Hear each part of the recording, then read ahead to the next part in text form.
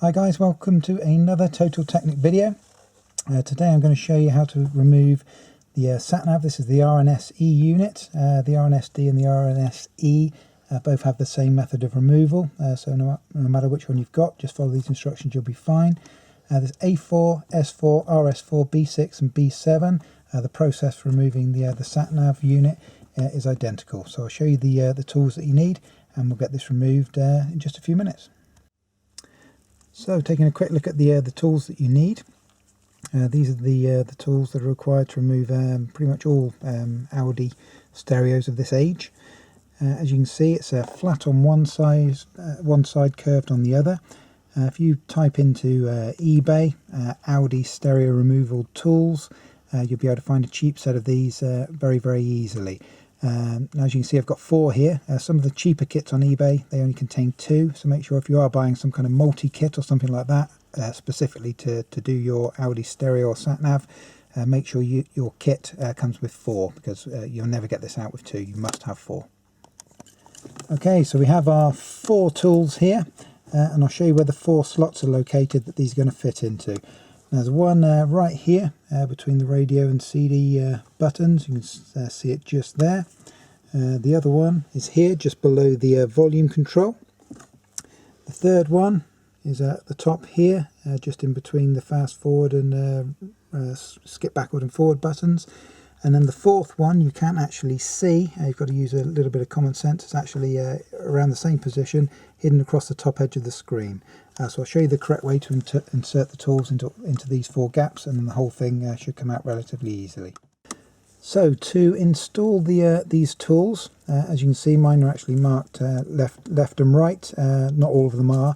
The important thing that you must remember when you're putting these tools in is the flat edge is always to the outside of the unit. The curved edge should always be facing the center of the unit. Okay. So what we're going to do is feed the first one in. What you want to do is feed it in nice and gently and make sure it goes in smoothly, and listen for the click. There, that's perfect. Now you just repeat that again. Curved edge to the center of the unit. You want to feel that it goes in smoothly. If it doesn't, then you may have this may have been removed and refitted badly, and some of the connections bent. That's fine. So don't force it in.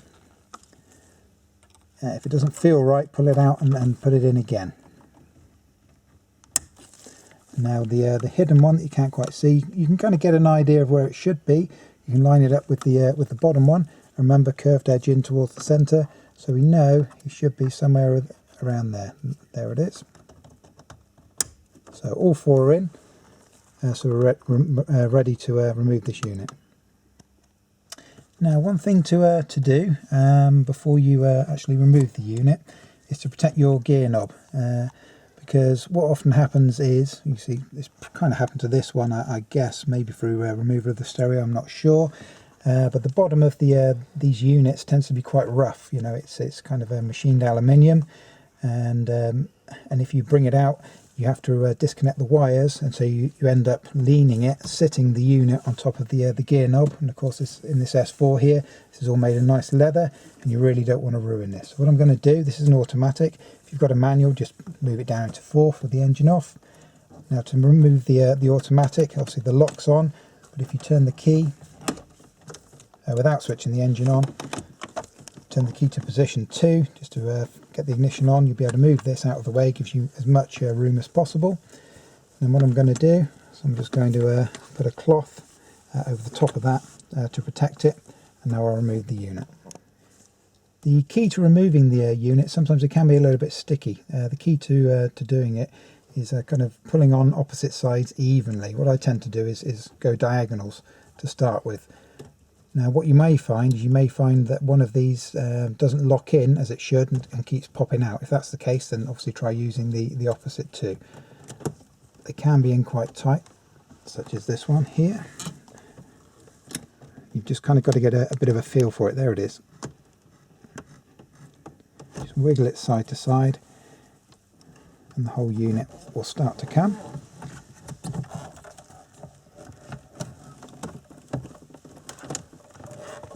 And there we go, we've got access to the rear. So I'll show you how to disconnect these plugs next. So we've got 4 connectors on the rear here to disconnect. We'll start with the first. Start with this blue Fakra connector here. It's got a little latch on the top of it. 1. Okay, to remove this this one here, you can see it's got this this arm which needs to lift up. Once you lift this up, it'll actually push the whole plug out. But you can see in the middle of it there, it's got a little latch to stop it lifting up. So I'll push that down, lift the whole thing up, and the whole thing will pop out. So that's 2. Next, I'm going to remove this one down here. I don't know whether you can see it from there. It's actually got a little latch on it just there. You can hear it clicking. I'll just swap hands, press that, pull the whole thing out like so. And for the final connector, the main one here, again we've got one of these lever arms that'll push the connector out. But if you don't know whether you can see it there, it's got the lever arm, and just on the inside of it, it's got a little little catch there. If you push that catch down, that'll allow you to move the whole arm up. Just careful as you do this. That comes out, and the unit's completely free. Cool. So I'm just going to show you very quickly how the mechanism works. If you do get one that's kind of bent or a little bit hard to get the tool into, if you understand how it works, it does make it a little bit easier. Now on the side here, I'll just turn this around so you can see it a little bit better. You've actually, on each corner, you've got these little tabs, and you can see I can push these in. That's what kind of locks it into to place when you push it into the center console. Okay, so if I remove this a second, for you can see how that springs out. And so the center console, when you slide this in, the center console snaps in behind here, and that's what stops it pulling it out. Now when you push the tool in, if you watch from the top, when we push the tool in, it pushes this whole thing inwards, like so, so that allows you to slide it out of the center console, and this little pin right in the center here snaps onto the inside of the tool, and that's obviously what allows you to pull it. Okay, so to release the 4 tools when you finish, just press in hard on these and pull them out like so. But that's how it works.